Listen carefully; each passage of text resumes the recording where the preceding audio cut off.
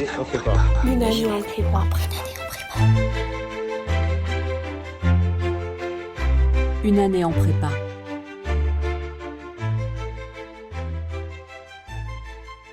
Nous pouvons partir d'une anecdote.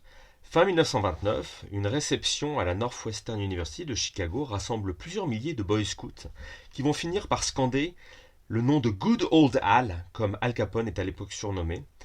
Al Capone étant à ce moment-là un des philanthropes les plus en vue de la ville de Chicago, en plus d'être déjà une figure de gangster renommée.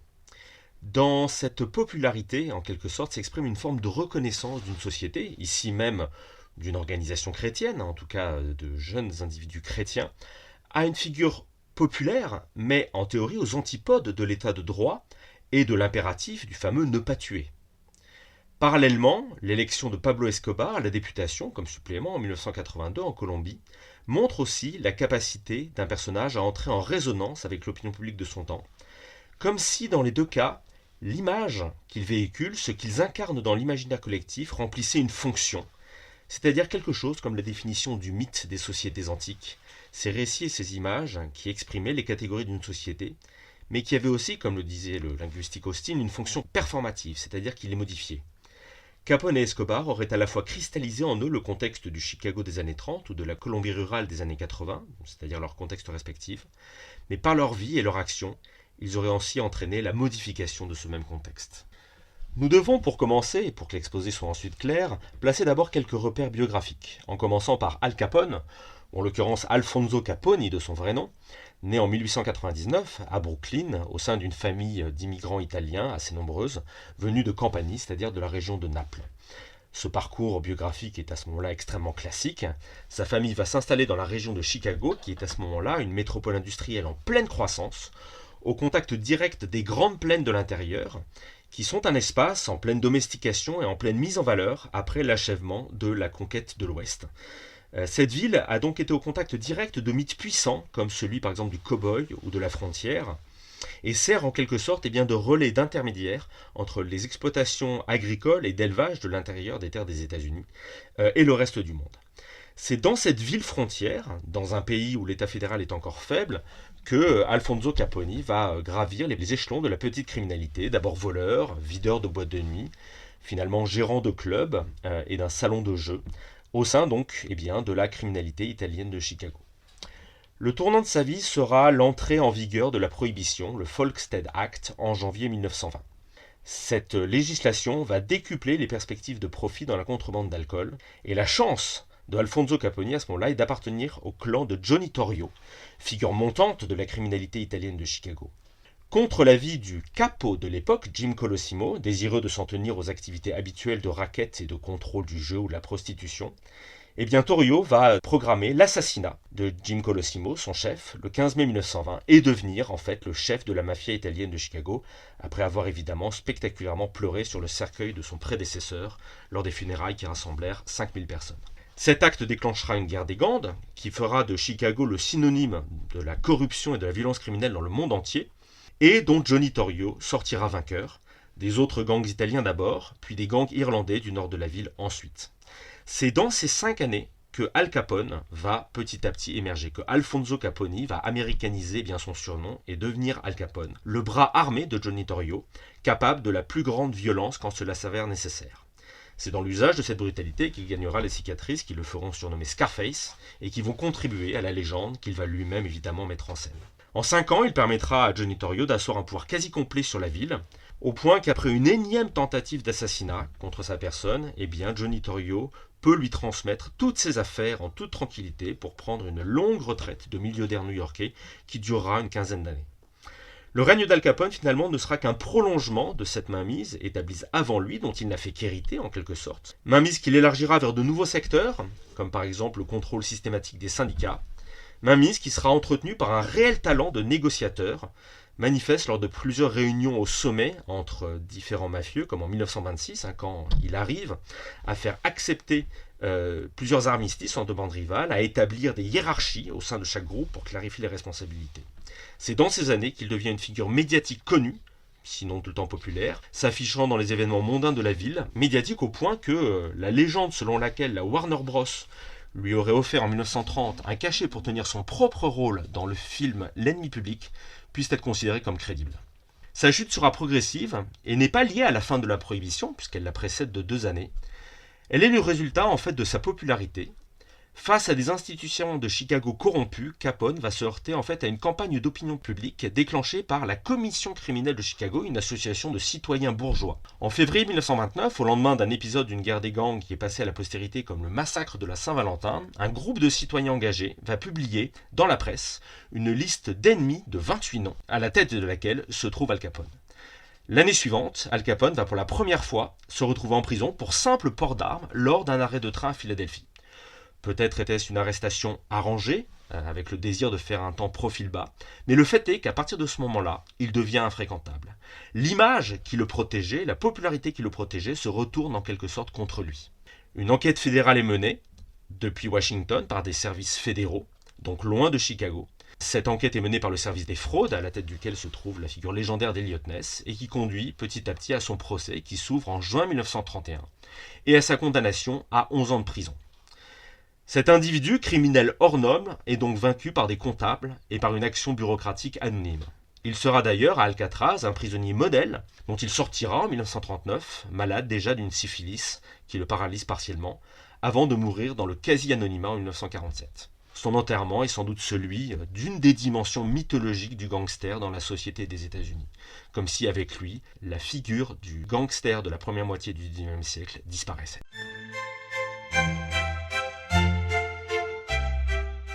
Quelques mots maintenant sur la figure de Pablo Escobar, qui présente certaines similitudes et en même temps des différences certaines avec celle d'Al Capone.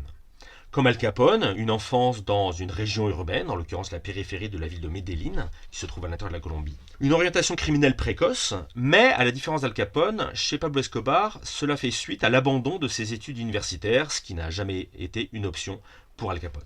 Lui aussi, Pablo Escobar, va accomplir une forme de cursus honorum du criminel, pratiquant d'abord le kidnapping, puis se mettant au service d'autres trafiquants de drogue.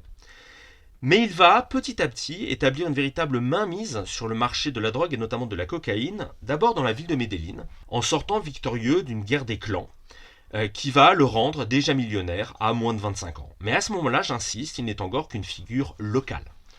Le tournant véritablement vient pour lui dans les années 70, quand il parvient à s'imposer comme intermédiaire entre une série de trafiquants d'Amérique latine et le marché des États-Unis. Ce rôle d'intermédiaire, il l'accomplit d'abord de façon très artisanale, en pilotant ou en recourant par exemple à des avions de tourisme dans lesquels il entasse la drogue qu'il fournit au marché américain, mais il bénéficie en fait surtout du contexte. C'est le moment où la guerre du Vietnam prend fin, et ce conflit a accru d'abord le nombre de consommateurs aux États-Unis, un certain nombre de vétérans revenant du champ de bataille addicts en quelque sorte, que ce soit le cocaïne ou l'héroïne. Et en même temps, la fin de ce conflit a fermé une des routes d'approvisionnement du marché américain en drogue. Et Pablo Escobar se propose en quelque sorte d'ouvrir d'une certaine façon un autre chemin d'approvisionnement. Sa montée en puissance sera ensuite tout simplement le perfectionnement de ce fonctionnement, en recourant à la corruption ou à l'assassinat systématique des élites administratives ou politiques de Colombie qui pourraient lui mettre des bâtons dans les roues, et en augmentant progressivement les volumes livrés, mais sans qu'il n'y ait forcément de rupture radicale dans les techniques utilisées. Il utilisera simplement plus d'avions, des avions plus gros, recourra à des terrains d'atterrissage privés. Cette augmentation du volume des livraisons de drogue va lui permettre de devenir progressivement milliardaire. Le magazine Forbes estime qu'il est en 1989 le 7e homme le plus riche du monde. Et une partie de cet argent va être utilisée pour se construire une image, une véritable légende.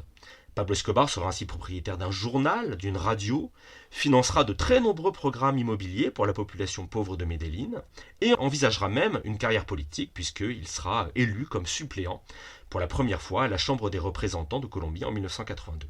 C'est dans ces années-là, 1980, qu'il devient une figure mondialement connue. Son cartel contrôle environ les 3/4 du trafic mondial de cocaïne. Capable donc d'obtenir et d'acheter le soutien et la tolérance de politiques de premier plan à son activité, on peut penser par exemple à Álvaro Uribe, futur président de la Colombie. Et comme Capone, sa chute va venir à la fois d'un retournement de l'opinion publique, après un épisode de violence particulièrement choquant, en l'occurrence l'assassinat d'un journaliste candidat à l'élection présidentielle en 1991, et d'un changement de contexte. Ce changement de contexte, ça va être l'engagement massif des États-Unis dans la lutte contre le trafic de cocaïne une fois la guerre froide terminée. La nouvelle définition par le Pentagone de la notion de sécurité nationale une fois l'ennemi soviétique disparu en 1991 fait des grands trafiquants internationaux l'un des nombreux serpents, je cite, contre lesquels les appareils militaires et sécuritaires devraient se mobiliser. La fin d'Escobar est donc, comme celle de Capone, une affaire progressive. Un premier emprisonnement en 1991, après qu'il se soit rendu volontairement à la justice, en échange vraisemblablement d'une promesse de non-extradition vers les États-Unis. Un emprisonnement des conditions luxueuses. Un changement de prison, quand il est révélé publiquement qu'il continue en fait de diriger ses activités depuis sa cellule. Une évasion, par crainte d'une extradition. Puis une longue cavale, pourchassée à la fois par ses rivaux du cartel de Cali et par des forces spéciales colombiennes formées par les États-Unis. Dans cette cavale, il bénéficie de son extrême popularité à Medellín pour bénéficier de cash et se noyer dans les quartiers populaires de la ville. C'est là qu'il est finalement repéré et tué vraisemblablement dans son arrestation le 2 décembre 1993.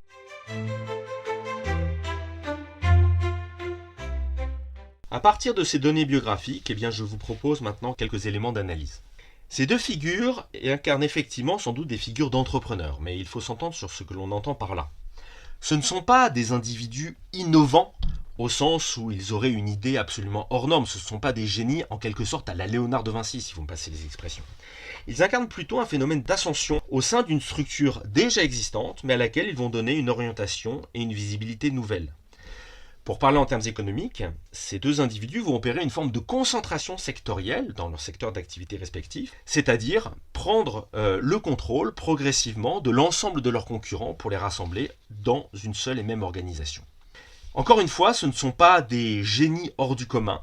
Ils incarnent plutôt un entrepreneur à succès, un self-made man qui bénéficierait d'un mélange de chance, de talent, au sens la capacité à exploiter les circonstances, évidemment du fait de leur secteur d'activité, la capacité à exercer aussi une plus grande brutalité que leurs concurrents. Et en cela, ils nourrissent cet imaginaire de l'entrepreneur parti de rien, cet imaginaire du self-made man, accessible à beaucoup de monde dans leurs contextes sociaux respectifs. Dans le Chicago des années 20-30, à un moment où l'État fédéral est encore faible, Al Capone serait en quelque sorte la dernière version de l'imaginaire du cowboy ou alors du robber barons, ces barons voleurs des débuts de la conquête de l'Ouest, tel Rockefeller par exemple, c'est-à-dire ces individus qui auraient fait fortune en produisant ce qui était nécessaire pour la maîtrise du territoire et en le revendant dans des conditions pas forcément toujours légales au gouvernement des États-Unis. En tout cas, Al Capone peut être analysé ainsi comme un renouvellement de ce mythe central de l'histoire des États-Unis qu'est la figure du self-made man. Le deuxième élément d'analyse tient à leur rapport très particulier à la notion d'État. Dans les deux cas, leur fortune va reposer sur leur capacité à fournir une offre suffisante pour une demande en produits clandestins visant deux marchés différents, dans des contextes évidemment différents. Mais leur fortune vient justement du fait que les profits considérables générés par cette activité tiennent justement à leur nature illégale. C'est parce que la cocaïne est illégale, parce que l'alcool a été rendu illégal par le Volstead Act, que du coup la contrebande peut générer de tels profits. L'ampleur du profit, vous le comprenez, est donc liée à l'affirmation en cours en quelque sorte d'un cadre étatique, d'un état de droit, qui rend l'accès à certains biens plus difficile qu'auparavant et qui pousse donc leur prix à la hausse. Les personnages et leurs organisations sont donc en quelque sorte l'expression d'une construction politique en cours, comme inachevée, que ce soit dans la ville de Chicago des années 20-30 ou dans la Colombie des années 70-80. Mais il y a plus. L'existence d'un cadre juridique formel, c'est-à-dire d'une ébauche d'état de droit, contribue en même temps à accroître le poids de ces activités car les techniques juridiques vont faciliter ensuite l'investissement de ces profits dans une économie légale, que ce soit sous la forme d'achat immobilier, sous la forme de prise de participation dans des entreprises ou sur la forme de la philanthropie.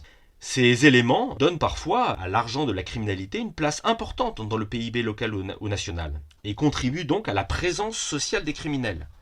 Dans les deux cas, vous le voyez, on a donc un rapport en quelque sorte schizophrène à l'État.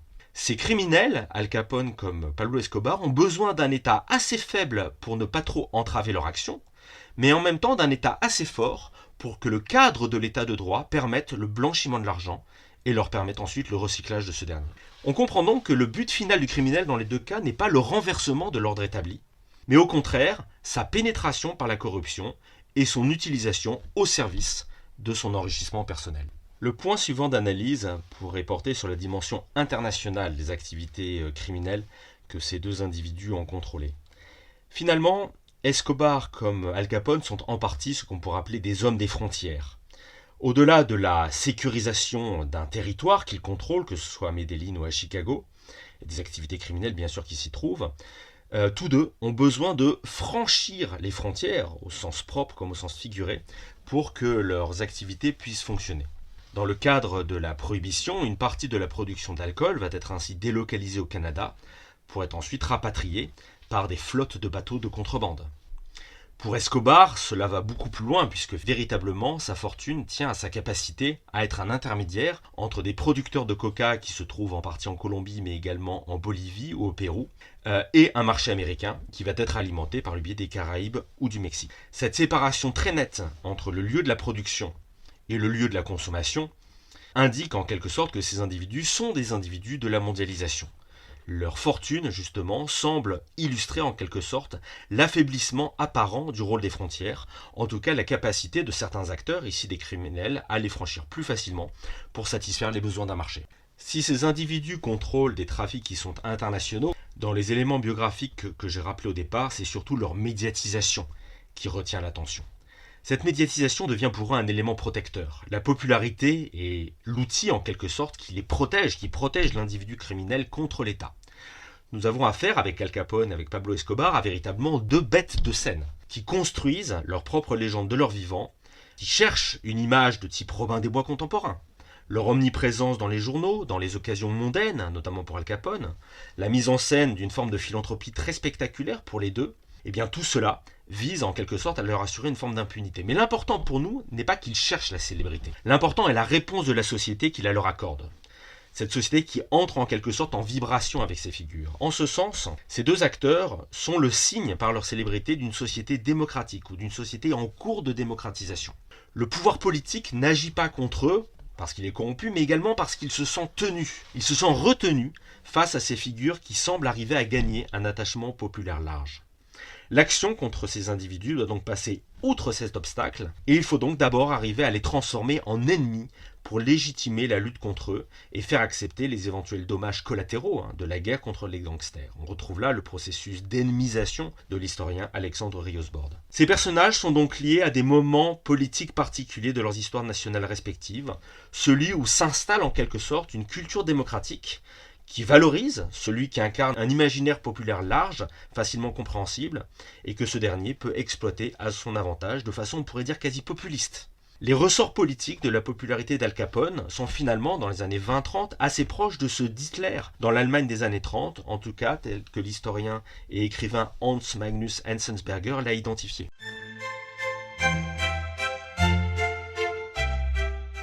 Mais l'élément fascinant, qui boucle en quelque sorte la boucle, est le fait que cette popularité devient à terme elle-même un élément exploitable économiquement. Pour Escobar, des tours de son quartier de naissance ou des zones qu'il a contribué à rénover, aujourd'hui se visitent dans le cadre véritablement de visites touristiques.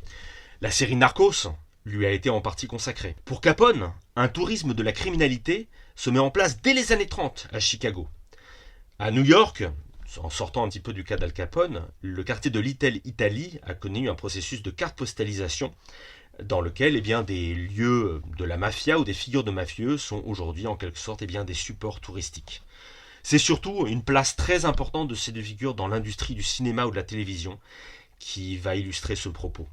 Ces figures sont exploitées et vont contribuer du coup à renforcer le mythe du gangster. Du film Scarface jusqu'à la série Les Sopranos, en passant par la trilogie du Parrain, autant de productions à succès avec une audience qui a largement dépassé les frontières des États-Unis où ces films ont été produits.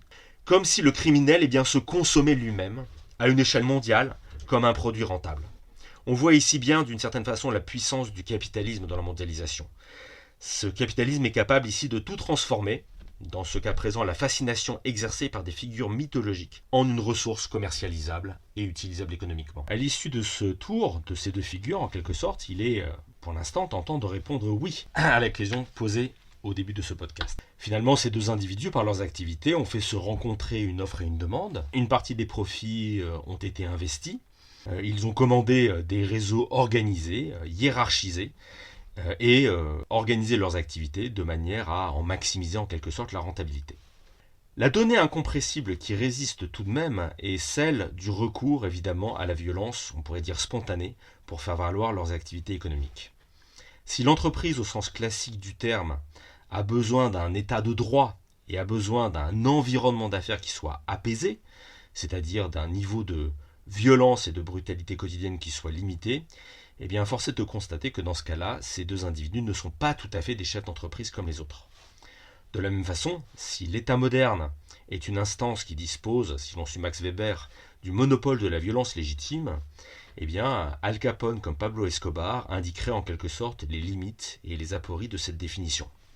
Leur popularité, dans leur contexte respectif, indiquerait la propension d'une partie des opinions à résister à ce phénomène de captation de la violence par l'État.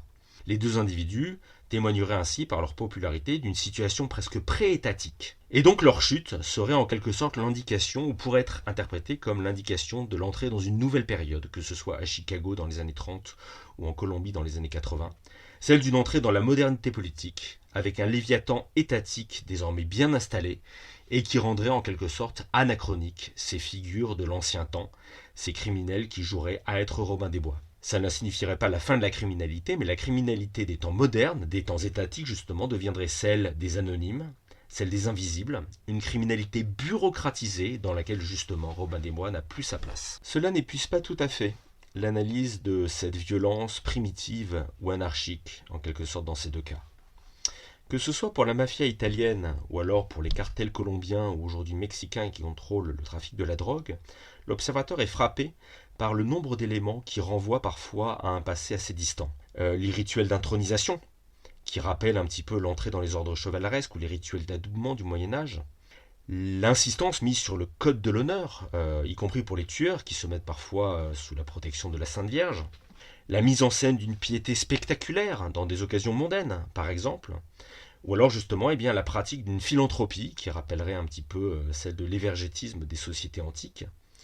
Tout cela, en quelque sorte, joue puissamment dans la fascination exercée par les deux personnages. Pour Al Capone, ces éléments sont emportés en partie du cadre de la Sicile du XIXe siècle, dans lequel le phénomène mafieux a vu le jour, en lien avec les puissantes inégalités de la féodalité du sud de l'Italie. Mais ces éléments, justement, eh bien, sont projetés presque tels quels dans le cadre capitaliste et individualiste des États-Unis des années 30, ou alors, pour Al Capone, dans le cadre de la Colombie, des débuts de la libéralisation des années 80-90. Il y a donc un clash, d'une certaine façon, entre une extrême modernité d'une partie de leur organisation et l'extrême archaïsme de certaines de leurs pratiques qui exercent justement cette telle attraction. Dans le cas d'Hitler, d'une certaine façon, on retrouve un petit peu la même chose. Les cérémonies d'entrée dans la SS, qui se pensent comme une chevalerie moderne, les cérémonies presque religieuses du parti nazi, pensées sur le modèle d'une antiquité païenne qu'il faudrait ressusciter, eh bien tout cela a conduit les historiens à parler, pour évoquer ces phénomènes, d'une forme de contemporanéité du non contemporain. Des éléments très distants qui se retrouvent plaqués tels quels dans un contexte historique radicalement différent à celui dans lequel ils ont vu le jour et qui en prennent du coup un sens nouveau. Ils indiquent pour nous peut-être un désir de régression qui se logerait dans la modernité occidentale. Pour citer Hans Magnus Enzensberger au sujet de Al Capone, et au sujet plus généralement du type de bandit qu'il incarne, c'est leur modernité qui a fait leur succès, mais c'est leur antiquité qui a fait leur fascination.